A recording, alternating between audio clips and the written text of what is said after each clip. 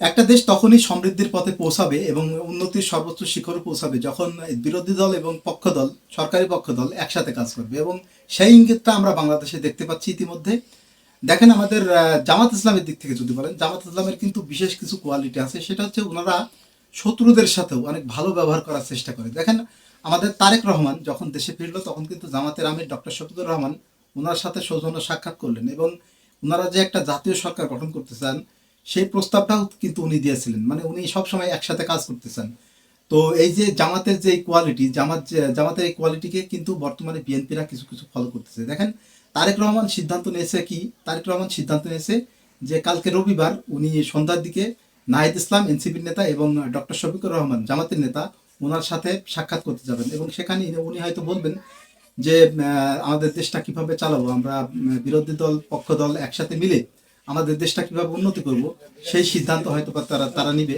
আবার দেখেন জামাত ইসলামের আরেকটা কোয়ালিটি দেখেন, তারা বলেছিল, জামাত ইসলামের আমির ডক্টর শফিকুর রহমান বলেছিল আমরা যদি বিজয়ী হই তাহলে আমরা ইয়ে করবো না, মিছিল মিটিং করবো না। এখন তারেক রহমান দেখেন উনি এসে একই কথা বলতেছে যে আমরা বিরোধী, আমরা নির্বাচনে জয় হওয়ার পরে আমরাও কোনো মিছিল মিটিং করবো না, আমরা মোনাজাত করবো আল্লাহর কাছে এবং সুন্দর করে আমাদের দেশটা যাতে গড়তে পারি সেই সেই হিসাবে আমরা কাজ করব।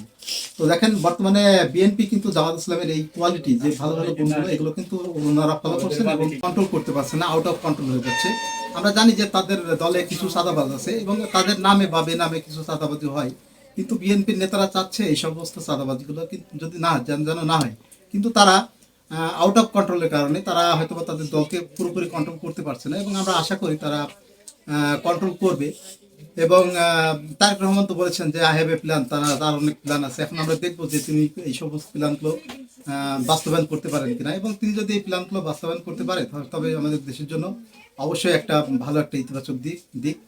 আর তারা কিন্তু বলেছে যে বিরোধী দলের পক্ষরা, বিরোধী দল যারা আছে তাদের উপরে আমরা বিজয়ী হবার পরে তাদের উপরে কোনো অন্যায় অত্যাচার করা যাতে না হয়। কিন্তু তারপরে দেখেন যে কথাটা বললাম আউট অফ কন্ট্রোল, মানে ওনাদের যে ছোটখাটো নেতাগুলো যা আছে তারা হয়তো বা এই কথাটা মানতেছে না।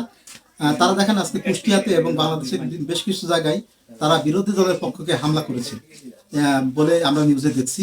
তো তারা চাচ্ছে যে এগুলো যাতে না হয়, কিন্তু এগুলো তারা কন্ট্রোল করতে পারছে না। আমরা আশা করি তারা কন্ট্রোল করতে পারবে, এবং এই কন্ট্রোল করার মাধ্যমে দুইটা দল যখন এক হবে, দুটা দলের ভিতরে যখন সম্প্রীতিটা বজায় থাকবে, তখনই আমাদের দেশটা উন্নতি হবে, নতুবা আমাদের দেশটা কখনো উন্নতি করা সম্ভব নয়।